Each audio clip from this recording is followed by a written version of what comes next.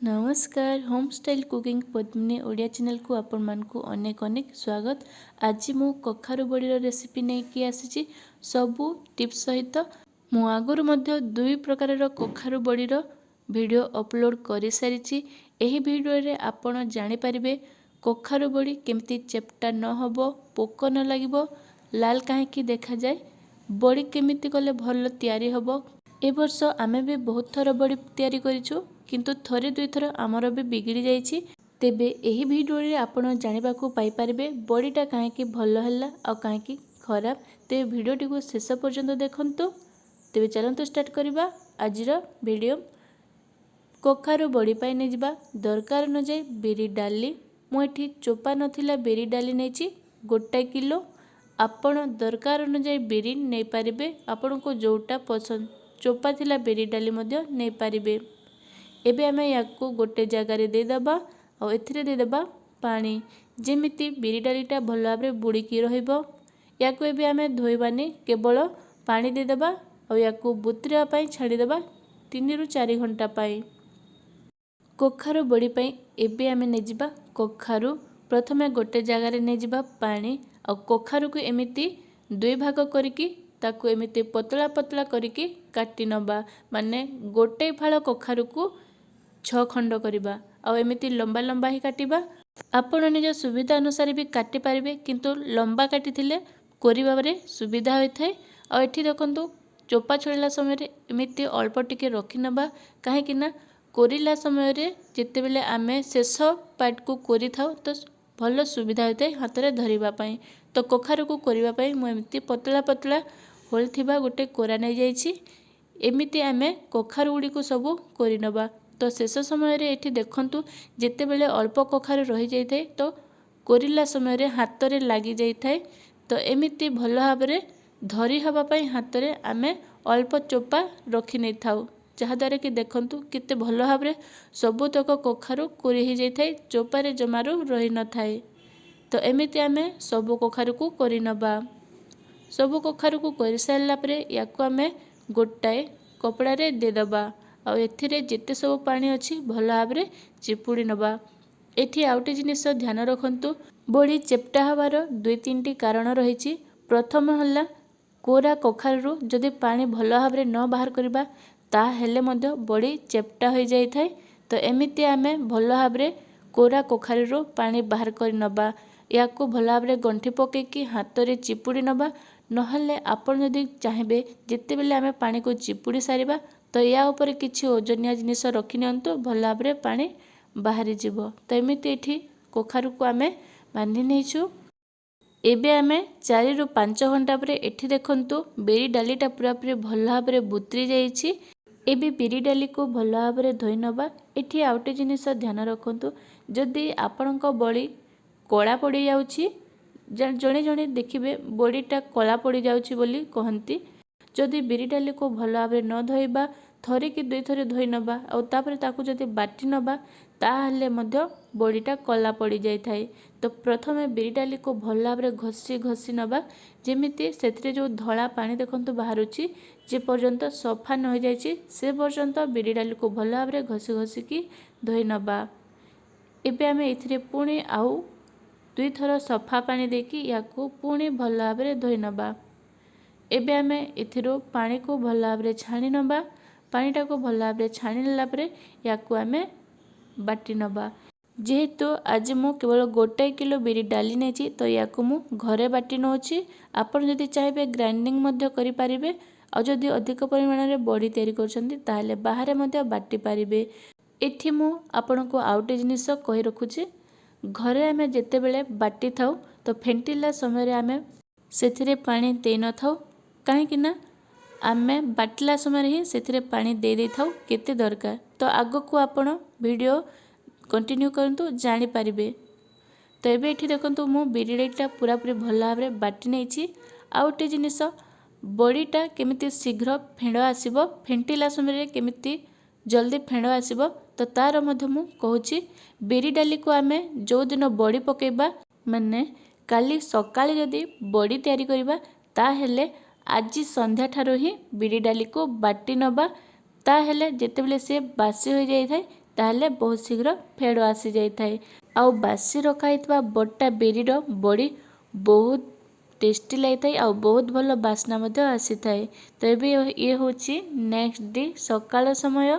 एबे इठी देखंतु फेंटिबा स्टार्ट हो जाइए। एठी देखंतु कहीं कन्फ्यूज हुअंतु नहीं कि आगो वीडियो तो पानी दिया एथिरे कहीं दिया होइनी। एठी देखंतु आज जो मो बिरी डाली बाटी सेटा घरे ग्राइंडिंग कराई तो सही हिसाब रे पानी देकी बटा होइछि जेटिकी दरकार। आउ ये होछि देखंतु मेसिन रे बटा बिरी डाली जोटा कि आमे जो बाहर बाटिया पई देउथौ से बहुत सुखिला रही थाए जहा द्वारा कि सेथिरे 2 आंजुला जेतिकी पानी दिया जाय थाए। तो जदि आमे सेथिरे पानी दबानी ताहले बड़ीटा टाण हेबार मते ये गुटे कारण होई थाए।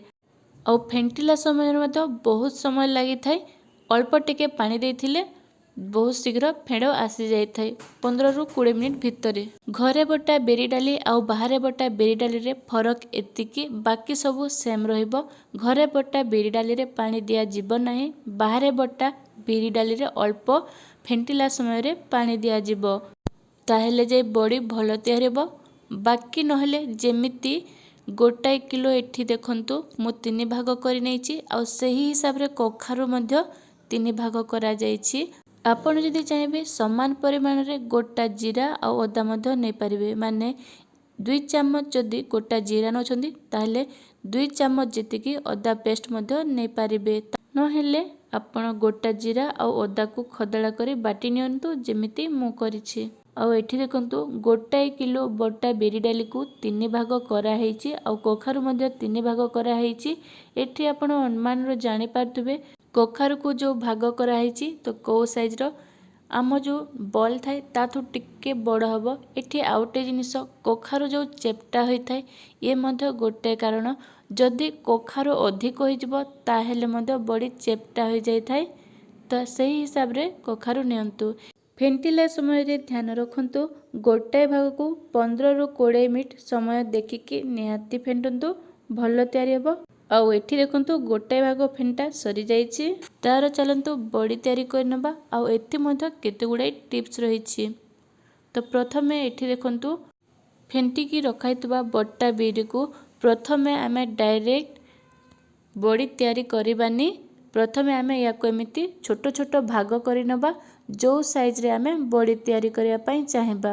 तापरे एठी देखंतु आमे अल्प टिके पानी हाथ रे हेबा। एठी आमे जो हाथ को धोई थाउ पूरा भल भाव हाथ को धोइबानी एमिति गोटे आंगुली रे ही पानी नबा। मु जेमिति करूछि आपण देखि नियंतु अल्प केवल गोटे आंगुली रे पानी नबा आउ ताकू एमिति भल भाव रे गोल गोल करिकी बड़ी तैयारी कर नबा। जदि एमिति भल भाव रे गोल गोल करिबानी ताहले बड़ी मध्य चेप्टा होई जाय थाए। तो एमिति गोल गोल करिबा निहाती जरूरी।